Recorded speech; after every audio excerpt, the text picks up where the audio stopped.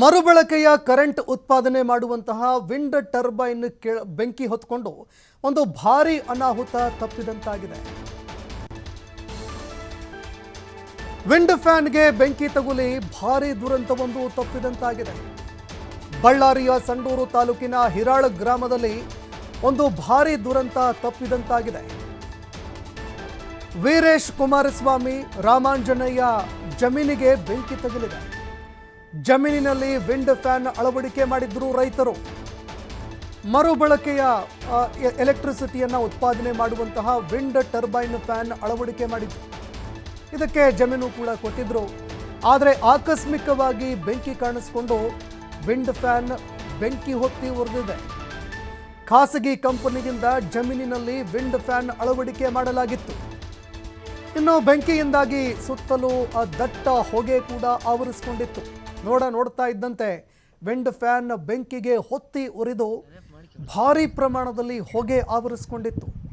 ಈ ದಟ್ಟ ಹೊಗೆಯನ್ನು ನೋಡಿದಂತಹ ಜನ ಒಂದು ಕ್ಷಣ ಬೆಚ್ಚಿ ಬಿದ್ದಿದ್ರು.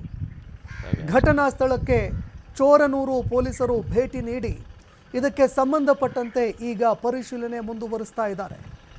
ಇನ್ನು ಬೆಂಕಿ ಹೊತ್ಕೊಳ್ಳೋದಕ್ಕೆ ಕಾರಣ ಏನು, ಇದಕ್ಕೆ ಸಂಬಂಧಪಟ್ಟಂತೆ ಈಗ ಮಾಹಿತಿಗಳನ್ನು ಕೂಡ ಕಲೆ ಹಾಕ್ತಾ ಇದ್ದಾರೆ. ದೃಶ್ಯಾವಳಿಯಲ್ಲಿ ನೋಡ್ತಾ ಇದ್ದೀರಿ. ಇಂತಹ ಅನಾಹುತವನ್ನು ನೋಡಿದಂತಹ ಜನ ಒಂದು ಕ್ಷಣ ಬೆಚ್ಚಿ ಬಿದ್ದಿದ್ರು. ಬೆಂಕಿ ಹೊತ್ಕೊಳ್ಳೋದಕ್ಕೆ ಕಾರಣ ಏನು, ಏನಾಯಿತು ಅನ್ನುವಂತಹ ಒಂದು ಆತಂಕ ಎಲ್ಲರಲ್ಲೂ ಕೂಡ ಆವರಿಸಿತ್ತು. ಇನ್ನು ಅದೃಷ್ಟವಶಾತ್ ಇದು ಗ್ರಾಮೀಣ ಭಾಗದಿಂದ ಹೊರಭಾಗದಲ್ಲಿ ಇರೋದ್ರಿಂದಾಗಿ ಹೆಚ್ಚಿನ ಅನಾಹುತಗಳು ಸಂಭವಿಸಿಲ್ಲ.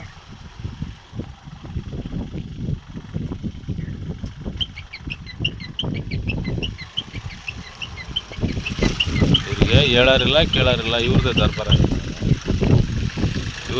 ಅಂತಾರಲ್ಲ ಹಂಗ. ಇದೇ ವಿಚಾರಕ್ಕೆ ಸಂಬಂಧಪಟ್ಟಂತೆ ಮತ್ತಷ್ಟು ಮಾಹಿತಿ ಕೊಡ್ತಾರೆ ಪ್ರತಿನಿಧಿ ಸಿದ್ದು. ಫೋನ್ ಸಂಪರ್ಕದಲ್ಲಿ ಜಾಯ್ನ್ ಆಗಿದ್ದಾರೆ. ಸಿದ್ದು, ವಿಂಡ್ ಫ್ಯಾನ್ಗೆ ಬೆಂಕಿ ತಗುಲಿ ಒಂದು ಭಾರಿ ದುರಂತವೇ ಸಂಭವಿಸಿ ಹೋಗಿದೆ. ಏನು ಕಾರಣ ಆಯಿತು, ಈಗ ಪರಿಸ್ಥಿತಿ ಹೇಗಿದೆ, ಮತ್ತಷ್ಟು ಮಾಹಿತಿ ಕೊಡೋದಾದ್ರೆ?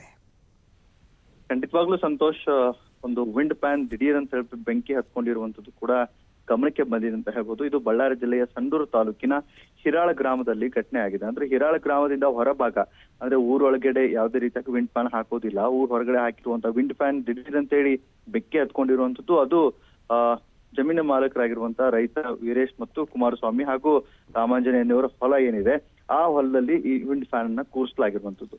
ಇನ್ನು ಕೂರಿಸಿರುವಂತಹ ಫ್ಯಾನ್ಗೆ ದಿಢೀರ್ ಅಂತ ಬೆಂಕಿ ಕೂಡ ಹತ್ತಿದೆ. ನೋಡ್ತಾ ಇರ್ಬೇಕಾದ್ರೆ ರೈತರು ಕೂಡ ಅಲ್ಲಿ ನೊಂದಿಸ್ಬೇಕು ಅಂತ ಹೇಳ್ಬಿಟ್ಟು ಹರಸಾಹಸವನ್ನ ಪಟ್ಟಿದ್ದಾರೆ. ಆದ್ರೆ ವಿಂಡ್ ಫ್ಯಾನ್ ಅನ್ನ ನೊಂದಿಸಕ್ಕೆ ಆಗಿಲ್ಲ. ಅಲ್ಲಿ ಅಕ್ಕಪಕ್ಕದಲ್ಲಿರುವಂತ ರೈತರೆಲ್ಲರೂ ಸೇರ್ಕೊಂಡು ಅಗ್ನಿಶಾಮಕ ಕೂಡ ಕರೆ ಮಾಡಿರುವಂತದ್ದು. ಅದಾದ ಬಳಿಕ ಅಗ್ನಿಶಾಮಕದವರು ಕೂಡ ಬಂದು ಬೆಂಕಿ ನೊಂದಿಸ್ಲಿಕ್ಕೆ ಯಶಸ್ವಿಯಾಗಿ ಅಂತ ಹೇಳ್ಬೋದು.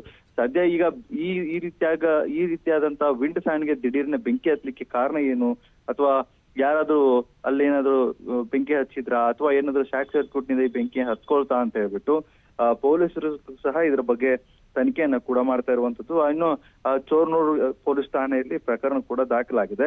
ಇದಾದ ಬಳಿಕ ಬೆಂಕಿಯನ್ನು ನಂದಿಸ್ಲಿಕ್ಕೆ ಹರಸಾಹಸವನ್ನ ಕೂಡ ಅಲ್ಲಿ ಸ್ಥಳೀಯ ರೈತರು ಕೂಡ ಜನರು ಪರದಾಟವನ್ನ ಕೂಡ ಪಟ್ಟಿರುವಂತದ್ದು. ಜೊತೆಗೆ ಇದಾದ ಮೇಲೆ ಅಗ್ನಿಶಾಮಕದ ಸ್ಥಳಕ್ಕೆ ಭೇಟಿ ನೀಡಿ ವಿಂಡ್ ಫ್ಯಾನ್ಗೆ ಏನ್ ಬೆಂಕಿ ಹತ್ತಿತ್ತು ಅಷ್ಟೆಲ್ಲವೂ ನೊಂದಿಸುವಂತ ಕೆಲಸವನ್ನ ಮಾಡಿರುವಂತದ್ದು. ಆದ್ರೆ ಒಂದಂತರೂ ನಿಜ, ಯಾವುದೇ ರೀತಿಯಾಗಿ ಅಲ್ಲಿ ಅಹಿತಕರ ಘಟನೆಗಳು ಕೂಡ ನಡೆದಿಲ್ಲ, ಯಾವುದೇ ರೀತಿಯ ಸಮಸ್ಯೆಗಳು ಕೂಡ ಕಂಡು ಬಂದಿಲ್ಲ ಅಂತ ಹೇಳ್ಬೋದು. ಸಂತೋಷ್, ಧನ್ಯವಾದಗಳು ಸಿದ್ದು ನಿಮ್ಮೆಲ್ಲ ಮಾಹಿತಿಗೆ.